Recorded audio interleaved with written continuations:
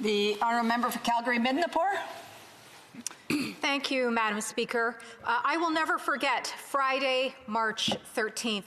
This was the day, Madam Speaker, that I came home from Ottawa and I went into my home and things changed forever, certainly until now. That was 8 months ago, Madam Speaker, and that is how long the aviation sector has been waiting for a plan from this government. Madam Speaker, let me go over a timeline. March 18th, the international borders close. March 21st, Porter Airlines suspends operations. March 23rd, Sunwing Airlines suspends operations, as well as Air Transat temporarily lays off 70% of staff. April 1st, Madam Speaker, Air Transat concludes repatriation operations. April 18th, Air Transat suspends flights. April 20th, Air Canada concludes repatriation operations. The end of April, Madam Speaker, still no plan. June 30th, Madam Speaker, Air Canada announces they are discontinuing services to 30 regional routes and closes 8 stations. Still no plan. July 17th, WestJet concludes their repatriation operations. July 24th, WestJet lays off 3,333 employees. Still no plan. August 14th, finally, the Government of Canada introduces flight plan, but just a plan with health and safety measures, no sector support, and certainly nothing regarding rapid testing or safe corridors, Madam Speaker. September 1st, NAV Canada increases fees by 29.5%, Madam Speaker. September 3rd, Madam Speaker, Air Canada announces COVID-19 testing pilot project at Pearson Airport, done by the private sector, Madam Speaker, and not by this government. Why? Because there wasn't a plan. October 1st, Air Canada orders approved rapid test. Vancouver Airport announces COVID-19 rapid testing pilot project, again by the private sector and not this government, Madam Speaker. October 14th, WestJet suspends routes to Atlantic Canada. Why, Madam Speaker? Because there was no plan. November 2nd, Calgary Airport quarantine and testing project begins, Madam Speaker. And Madam Speaker, this has not been without devastating effects to our economy. As a result of this inaction, we are expected to lose 1.2 to 1.7% of Canada's GDP. Now, the U.S., Madam Speaker, they had a plan, and what's the result of that? They have capacity of U.S. carriers at 50%, while Canada, where there has not been a plan, is only at 25%. As well, Madam Speaker, Canadian carriers have lost 14% capacity share of transatlantic services compared to a year ago. Finally, Madam Speaker, leakage to the U.S. market and U.S. carriers is expected to continue to grow as Canadians go to the U.S. for cheaper flights as a result of this government not having a plan. Madam Speaker, I received lots of correspondence from airline sector employees. They are difficult to read, they are difficult to hear, but I'm going to share one of them with you here today. Dear Honourable Member, I am honourable in the House, Madam Speaker. I just want to give a heartfelt thank you for your words in Parliament about our aviation sector. I'm a pilot who is furloughed with Air Canada. I was furloughed the day my beautiful baby daughter was born. That day turned our lives upside down, not because of our beautiful baby girl, but losing my job, trying to figure things out. This is not an easy task as new parents and trying to find a new career. This has been an utter nightmare with no help. We've been left out to dry by this current government. Once again, I can't thank you enough. Madam Speaker, these families, this sector deserved a plan. Where is the plan? The Honourable Parliamentary Secretary to the Minister of Transport.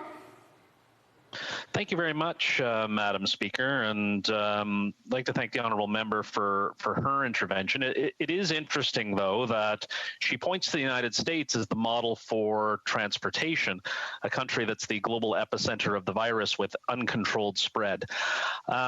Since the outbreak of COVID-19, the Government of Canada, public health officials, health authorities, and the Canadian air industry, including operators, airports, labour groups, have worked collaboratively to implement measures that reduce the spread of the virus. In August, Transport Canada released Canada's flight plan for navigating COVID-19, demonstrating to the Canadian public the extensive measures that the aviation industry and the Government of Canada have implemented in response to the pandemic. In support of the flight plan, we are working to identify additional priority measures such as safe, contactless processing of passengers and testing procedures to enable the safe restart of the aviation sector, as well as establishing a framework for COVID-19 testing of air travelers. Transport Canada is also working closely with other federal partners to explore risk-based opportunities that will allow Canada to reopen our borders. This includes implementing a sustainable approach to reducing public health risks today and building resilience to safeguard the system against similar risks in the future. These approaches will help rebuild public confidence in the safety of our air travel. Preventing the spread of the pandemic has been and remains the government's top priority. The various regulatory requirements that were put in place will likely remain for the foreseeable future. However, there is room for adjustment to better support the restart of the air sector. Transport Canada will be actively assessing orders that have been issued to see what can be done and will be consulting with industry on possible amendments. We recognize that the virus and public health measures have resulted in dramatic reduction in passengers and a significant financial impact on operators throughout the air sector. This means that revenues are greatly reduced and the sector cannot operate in the same manner prior to the pandemic. Operators have done a lot to manage their costs with over 50% layoffs across the industry, as well as other reduced operating and capital costs. Appreciating the situation faced by operators, we continue to engage with stakeholders and fully understand the challenges and assess their solutions. The government has already taken some important steps. In March, we waived rent for airport authorities that have ground leases with the federal government, thus removing some costs from the system. We have provided funding to ensure air service to remote communities with $17.3 million in April for the territories alone and up to an additional $174 million in August. The government has also launched several broad economic measures that the air industry has been able to benefit from, most notably the Canadian Emergency Wage Subsidy, which has been widely utilized by the air sector to the benefit of both employers and employees. To date, this has provided over $1 billion in relief to the industry. The government will continue its important engagement with stakeholders and partners as we work to address challenges faced by the air sector in Canada today and to ensure that we have a strong industry into the future. Thank you, Madam Speaker. The honourable member for Calgary Midnapore. Well, thank you, Madam Speaker. And I would like the Parliamentary Secretary to listen also to this correspondence after that bureaucratic dribble. Honourable Member, I have been following you for a while on social media, and I really want to thank you on behalf of our pilots. We are going through some incredibly difficult times, and your voice is a light at the end of a very long tunnel. Please keep on doing your work. Everyone is very appreciative, and if you need support at any point, please let us know. When this whole pandemic started, I was doing my captain training while rescuing Canadians in Europe and in the South. Now, if I can fly again as a first officer, I would be happy.